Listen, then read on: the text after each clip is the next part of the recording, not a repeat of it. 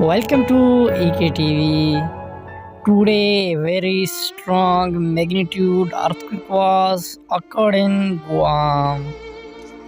The quake hits Guam Monday, 21st February 2022 at a very shallow depth.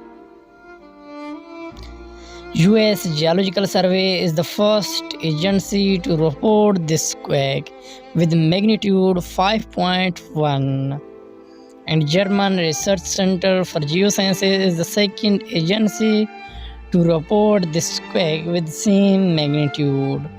The exact magnitude, epicenter and depth might be revised in next few hours or minutes. If you like our videos, then please subscribe our YouTube channel for more updates.